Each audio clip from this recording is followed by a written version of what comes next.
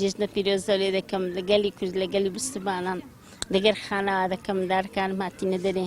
دانیشە سەمارماندارە کلیچە و بڕمە و چەرەزاتمان هینایە لەگەر مندارەکانمان هاتینە دەرێ ڕۆژێکی خۆش بەسەر دەبین.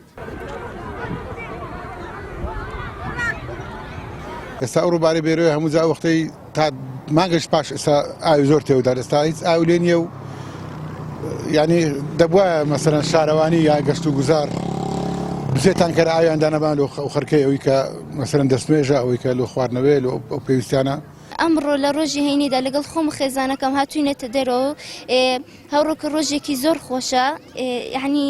لە هەموو ڕۆژەکان خۆشتر. ناوم پێیامە دایک و باوکم ناویان لە من ناوە پێیام لە ساڵی 2008دا کەناڵی پێیام دامەزراوە لە ساڵی 2009دا من لە دایک بووم بەهۆی ئەم کەناڵە ناویان لە من ناوە پێیام. طبعا ڕەمەزان بوو بەبوونەی جەژن و کەشوو هەواکی خۆش بوو ئەوڕۆ ئێمە شۆک ویسمان ڕوومان لە بێرۆوان کرد و ناوچەی ڕەوانزز ناوچەکی خۆشە شاخاویە کەشەکی ئارامە لەخوا بە زیاد بێ. پیرۆزبایی نەورۆز و جەژنی ڕەمەزان لە ئێوەی بەڕێز و تەواوی خەڵکی کوردستان پیرۆز بی. ئەو ساڵ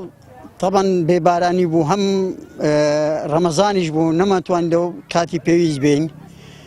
کەشۆهایەکەشنا لەبار بوو باران نەبوون هەم ڕەمەزانیش بوو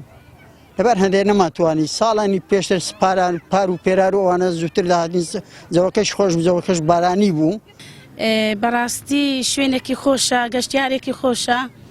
هیوادارم هەموو ساڵێک ئەوها بەخۆشی بکرێ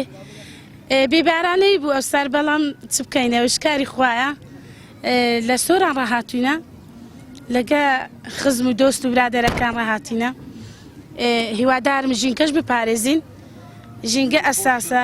ئەری وەڵی شیوی خۆشمان هینابوو لە خوای بە زیادەبی بریانی دۆڵمە ئەو شتەمان هینابوو. من لە وڵات سویدەوە هاتوومەوە بەخۆم بە خێزانم ئیدی کە دەبین من هەموو ساڵان جێمەوە بەڕاستی لە ئەم لەم کاتانە لە جەژنی نەورۆز جەژنی ڕەمەزان شادێمەوە بەس ئەم ساڵە باڵێنە کە هاتمەوە هەمووی بەیەکەوە بوو تر کە دێمەوەش بەڕاستی زۆر دڵخۆشم